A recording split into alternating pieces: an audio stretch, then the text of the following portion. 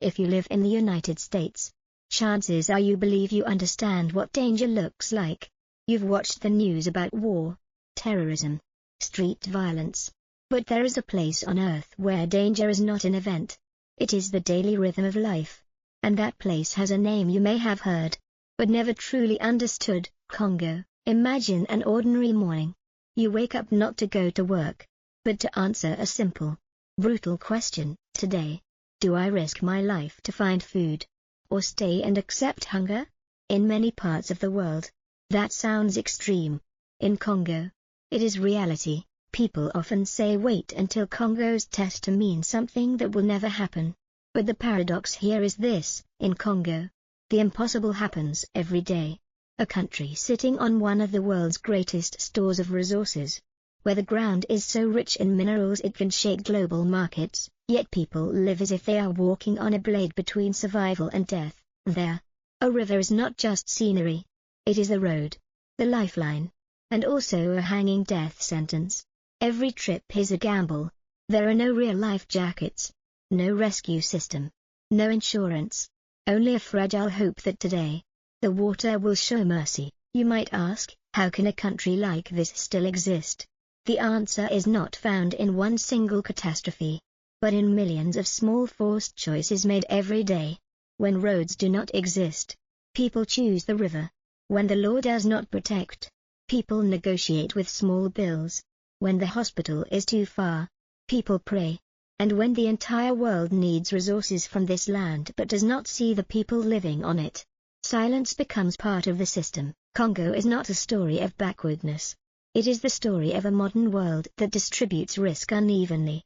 A place where one wrong decision does not lead to losing a job, but to losing a life.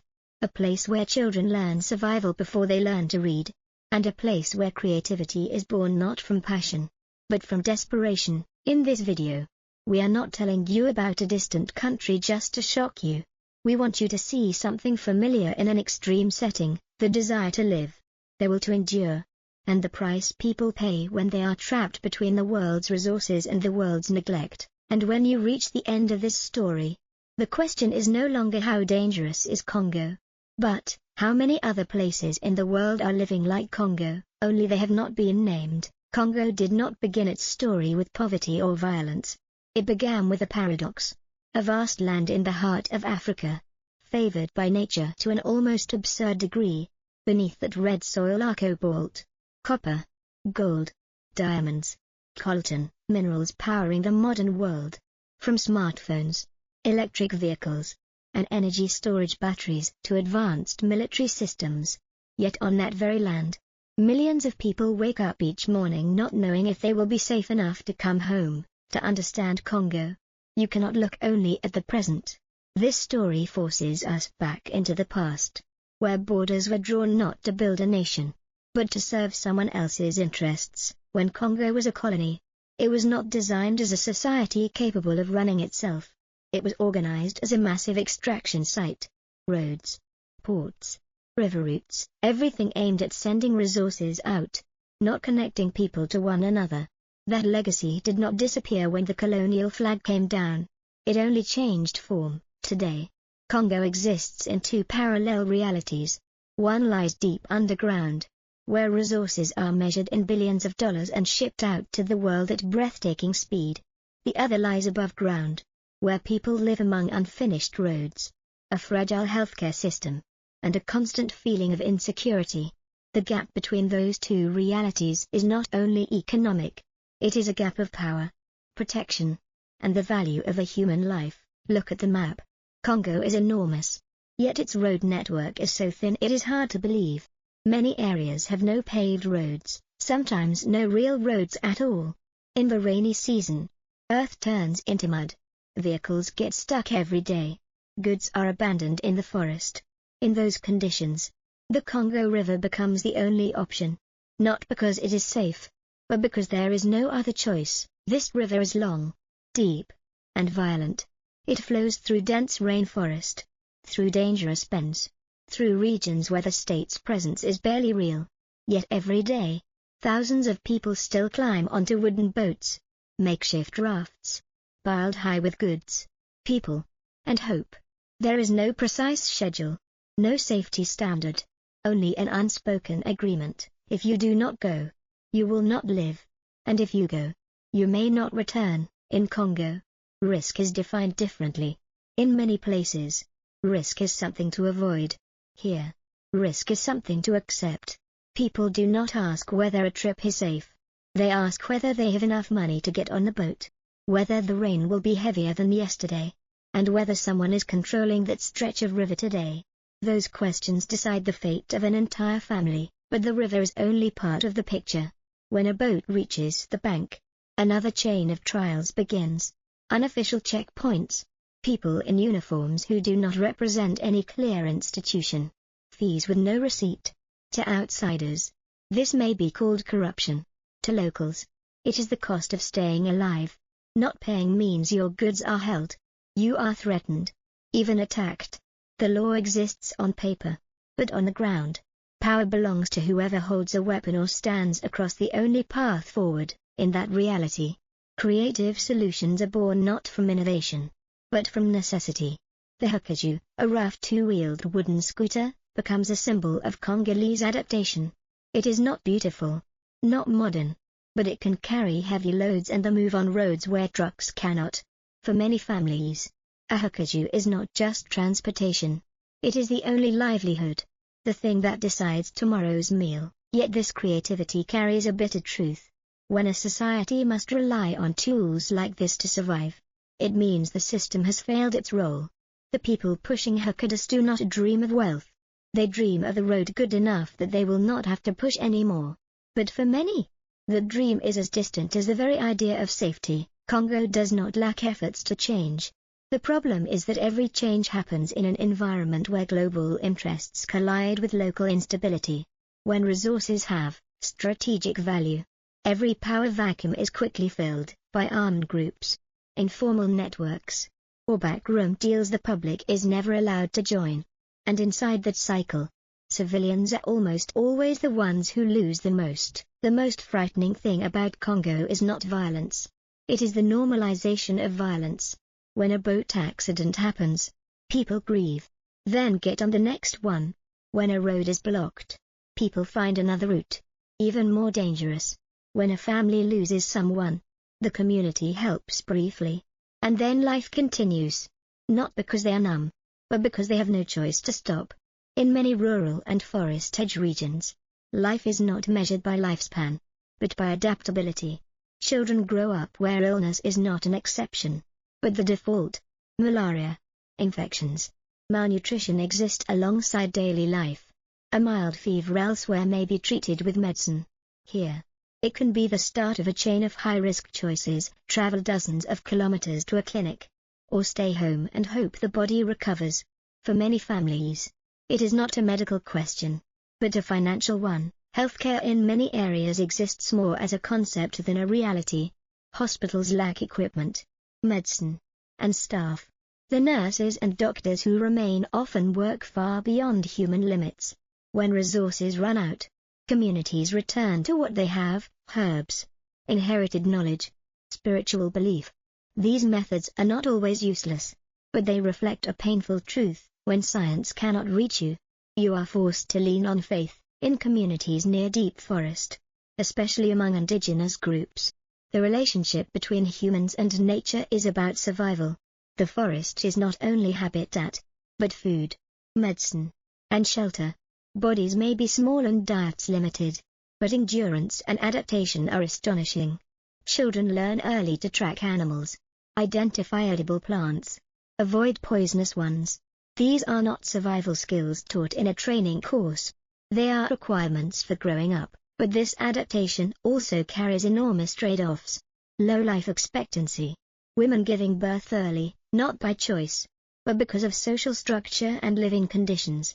Childbirth happens in temporary huts, without real medical support. Every delivery is a gamble. When it goes well, it feels like a miracle.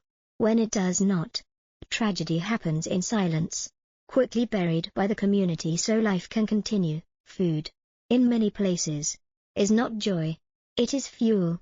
Local markets sell what is available, not what is safe or nutritious. Fish from the river, meat from the forest, vegetables grown with scarce clean water. The idea of food safety becomes a luxury when the main goal is simply to be full.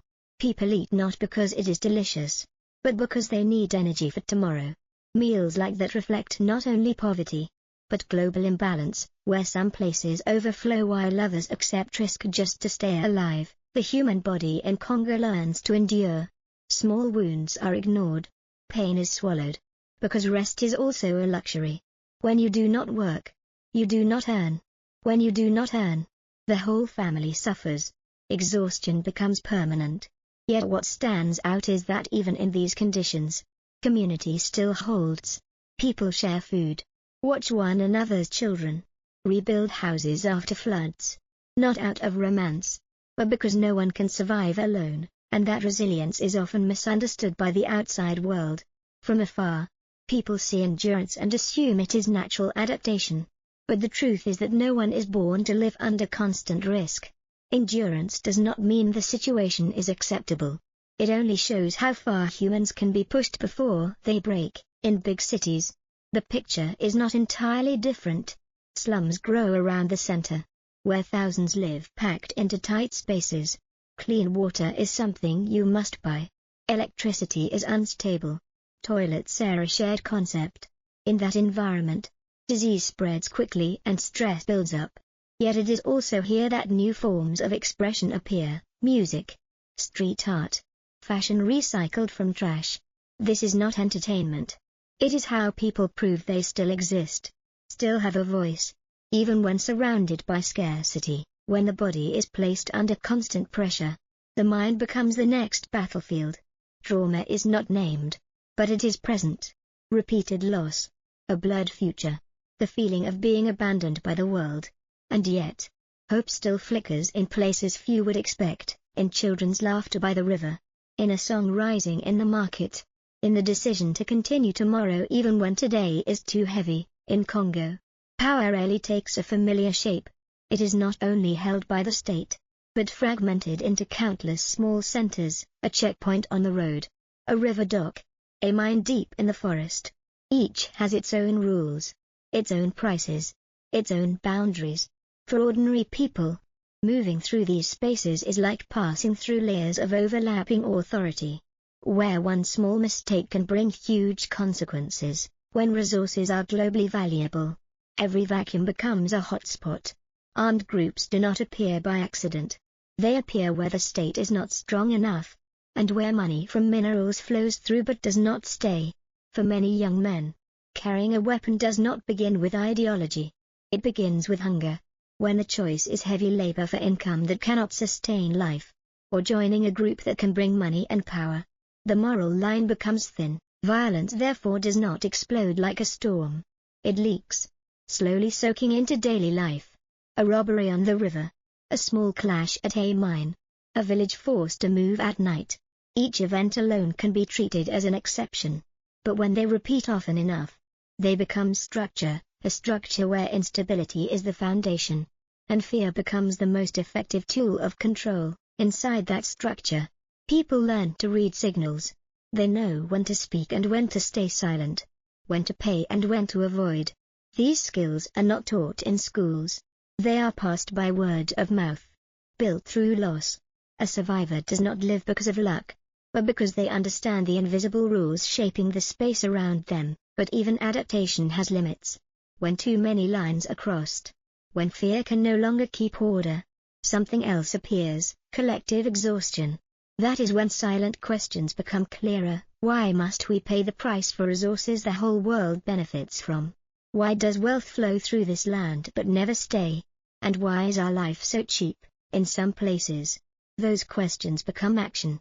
Not always organized, not always successful, but they mark a shift, from endurance to challenging, from silence to speaking. Small protests, community self-defense, efforts to demand rights to land, clean water, security.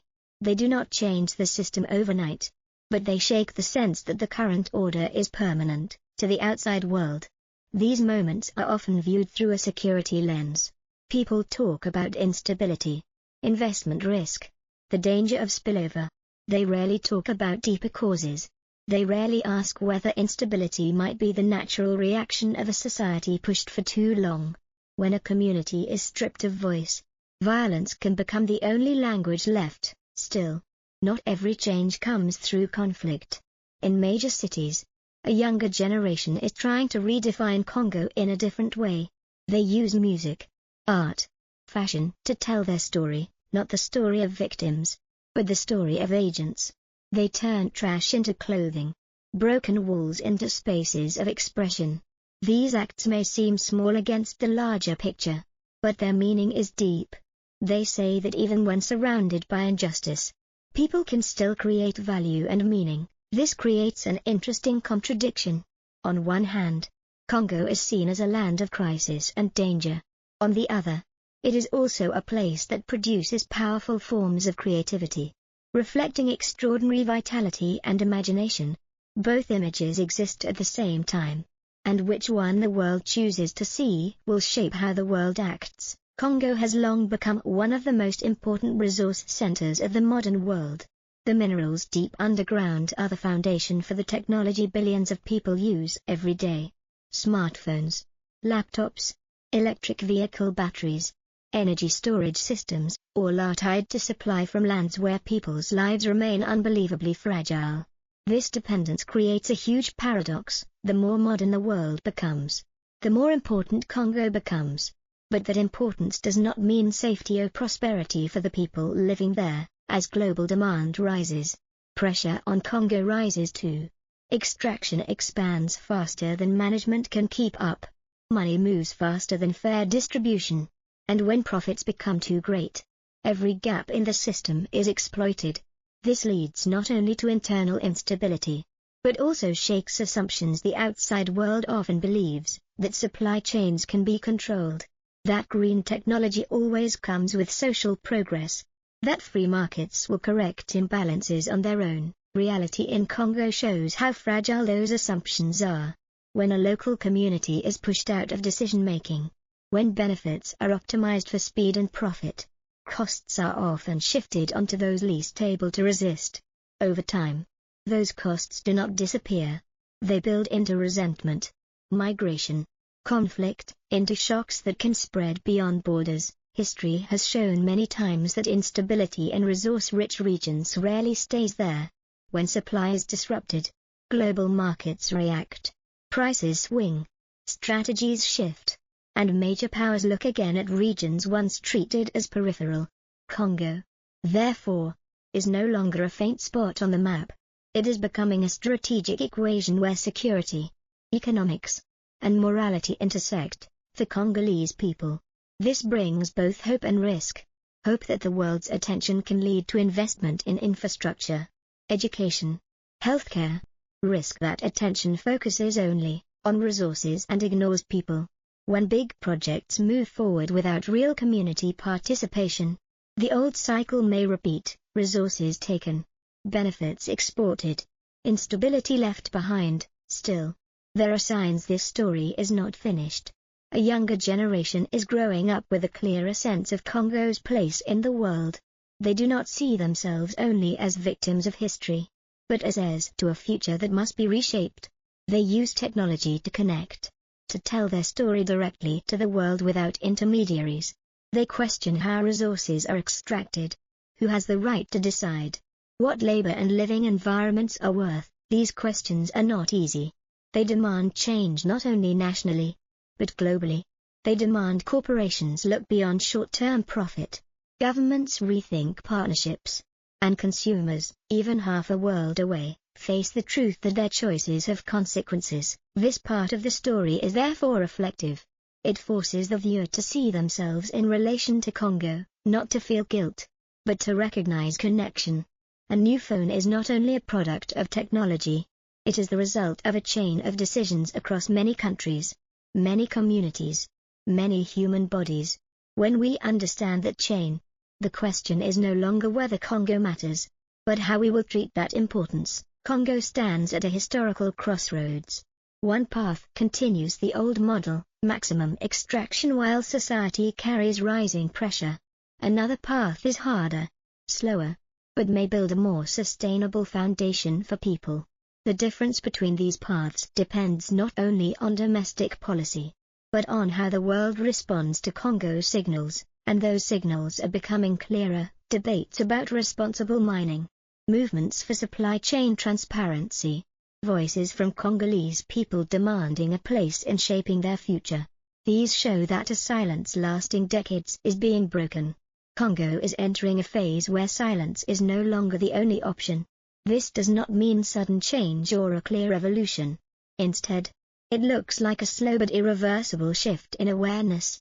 When people understand that what they endure is not natural fate but the product of structures that can be questioned, an invisible line has been crossed. In many communities, especially among young people, the idea of the future is being spoken about differently. No longer just a vague hope that tomorrow will be less bad than today, but more specific questions: the right to live safely, the right to education, the right to benefit from the resources under their own land. These questions are not loud, but they carry weight, because they touch the foundation of the relationship between the state, society, and the outside world. Yet the road ahead is not simple at all. Every effort at change faces a complex reality: entrenched interests, power networks not easily dismantled, and every step forward carrying the risk of backlash. Congo's history shows that when fragile balances are disturbed, the cost is often pushed onto the weakest. That makes many people cautious, sometimes even skeptical, about promises of reform, and that caution is also a sign of a society that has learned from trauma. Congolese people are no longer quick to believe big slogans. They watch actions. They look at who truly stays when hardship arrives, and who disappears when benefits run out. Trust becomes a resource rarer than minerals. Any process that hopes to last must begin by rebuilding that trust. From a global view, Congo presents an unavoidable moral test. The modern world often speaks of responsibility, sustainable development, fairness, but those ideas matter only when applied where the cost of injustice is clearest. Congo is not only a test of policy or economics, it is a test of whether the international community's words match its actions. If the world continues to treat Congo mainly as a supplier, cycles of instability will likely repeat.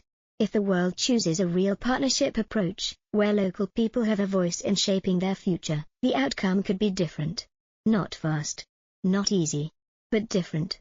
And that difference will decide whether Congo remains a symbol of paradox or becomes an example of a new direction. On a personal level, Congo's story reaches the viewer quietly but deeply. It forces each person to ask where they stand in this global chain. None of us lives in isolation.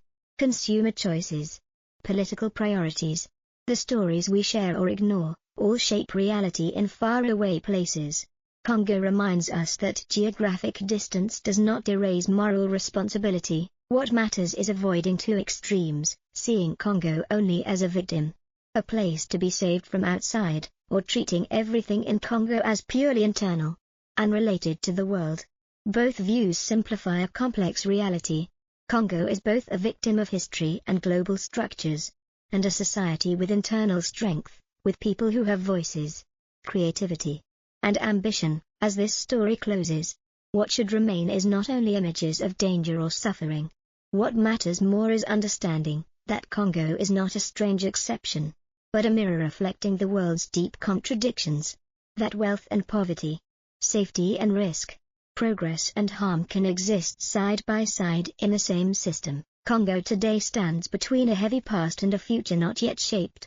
What happens next will not be decided by one single moment, but by countless small choices made every day, in many different places, in Kinshasa, in a riverside village, in a distant boardroom, or in the purchasing decision of a consumer across the ocean. And perhaps the most important question Congo asks is not whether it can change, but whether the world is willing to change how it sees, how it engages, and how it shares responsibility. Because in a world that is ever more tightly connected, Congo's fate and everyone else's fate are no longer separate. When we understand that, Congo's story is no longer the story of a distant country. It becomes part of the shared story of the future all of us are creating together. For decades, Congo has often appeared in the news as a backdrop, distant, complex, hard to grasp. a name tied to crisis, conflict, resources. When a story is told that way long enough, it creates psychological distance. Listeners slowly accept it as inherent reality, as if things there are simply meant to be that way. And that passive acceptance is exactly what keeps the cycle of injustice running. But looked at closely, Congo is not the world's exception. It is an amplified version of contradictions the modern world carries inside itself: dependence on rare resources, the gap between where value is created and where it is enjoyed, the unequal distribution of risk across communities. In Congo, those contradictions are exposed, no longer hidden by modern infrastructure or layers of social protection, that makes Congo an uncomfortable mirror.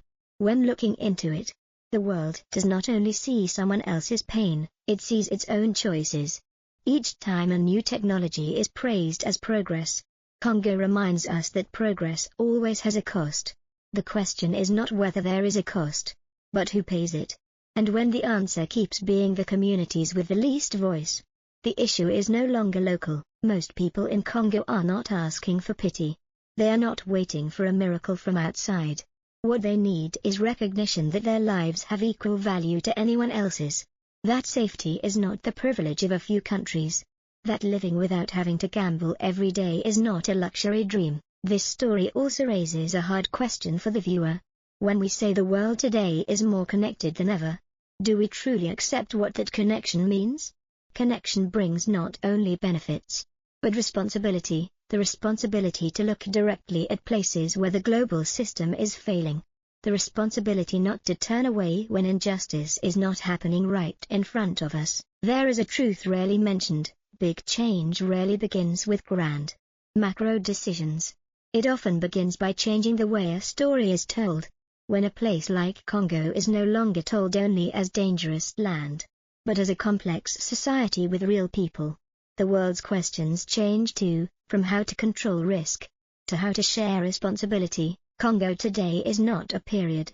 It is an open question, about the development model the world is pursuing, about the price distant communities pay to sustain lifestyles elsewhere, and about how we will respond as those contradictions become clearer. Looking back across this whole journey, from the dangerous river, the muddy roads, human bodies under constant pressure, to the networks of power and global dependence, one thing becomes clear: Congo does not lack life force. What it lacks is a fair structure where that life force can grow without being paid for in lives. This ending is not meant to deliver a specific call to action, because each person has a different position and ability within the global chain. But it is meant to leave one central question: when you hold the product of the modern world in your hand, have you ever asked where the invisible journey behind it passes through? And if you knew that journey passes through places like Congo, how would you see your choices differently? Maybe you cannot change the whole system, but you can change how you understand it. And a change in understanding, shared widely enough, can create pressure for bigger decisions to be made differently. History shows that major shifts often begin with changes in collective awareness, not a single order. In that sense, Congo is not only a story about one country, it is a reminder of the fragility of the assumptions the world relies on, that progress automatically brings fairness, that growth equals safety, and that if hard questions are ignored too long, they return in harsher forms. When this video ends, the image of Congo may still feel heavy, but what matters is where that feeling leads you: to indifference, or to reflection, to treating this as another sad story, or to realizing that stories like this are directly tied to how the world works, because in the end, Congo does not ask the world to look at it with pity. Congo makes a much harder demand: look straight, understand, and ask yourself whether the current order is truly the order we want to keep. When that question is asked seriously, Congo's story will not end here. It will continue, in how we think, choose, and shape our shared future.